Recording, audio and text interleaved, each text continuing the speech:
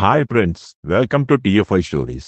మరో కొత్త స్టోరీతో మీ ముందుకు వచ్చాను. అంతకంటే ముందు మీరు ఇంకా ఈ ఛానల్ సబ్స్క్రైబ్ చేసుకోకపోతే వెంటనే సబ్స్క్రైబ్ చేసుకోండి. ప్లీజ్, మీ సపోర్ట్ నాకు ఎంతో అవసరం.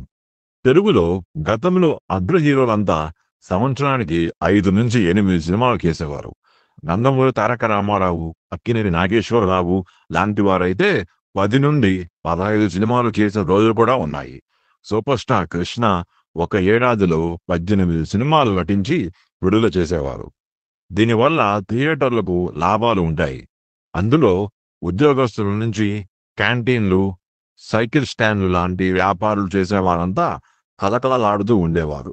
కానీ ప్రస్తుతం మన తెలుగు హీరోలు ఇతరుల సంగతి వదిలేశారు. తాము బాగుంటే చాలు అనుకుంటున్నారు. 3 సంవత్సరాలకు ఒక సినిమా, లేదంటే 2 సంవత్సరాలకు ఒక సినిమా చేస్తారు.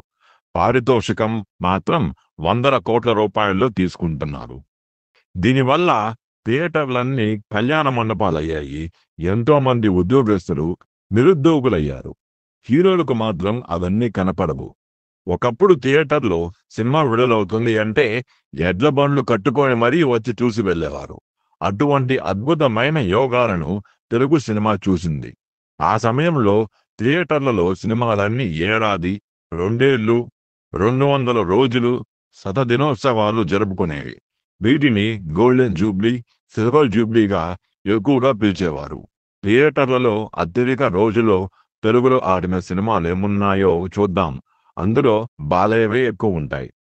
కర్నూలు జిల్లా ఎమ్మిగనూరులో లెజెండ్ సినిమా 1000 రోజులకు పైగా ఆడిందట. రాజమౌళి, రామ్ చరణ్ కాంబినేషన్ లో వచ్చిన మగధీర కర్నూలు జిల్లాలోని విజయలక్ష్మి థియేటర్లో 1000 రోజులు ప్రదర్శితమైంది. మహేష్ బాబు, పూరి జగన్నాథ్ కాంబినేషన్ లో వచ్చిన పోకిరి ఏకంగా 580 రోజులు ఆడిందట.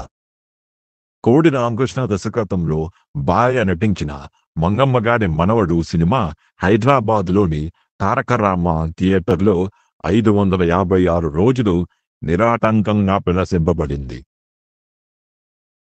దాసరి నారాయణరావు దర్శకత్వంలో అక్కినేని నాగేశ్వరరావు నటించిన ప్రేమాభిషేకం ఎక్కువ థియేటర్లలో 300 రోజులకు పైగా ఆడింది.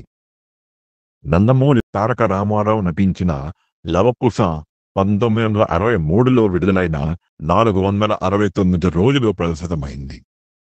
సింబు తండ్రి టి రాజేందర్ దర్శకత్వంలో వచ్చిన ప్రేమ సాగరం 465 రోజులు ఆడింది. ఇవి థియేటర్లలో అత్యధిక రోజులు తెలుగులో ఆడిన సినిమాలు. వీటి గురించి మీ అభిప్రాయాన్ని కామెంట్లో తెలియజేయండి. Thank you.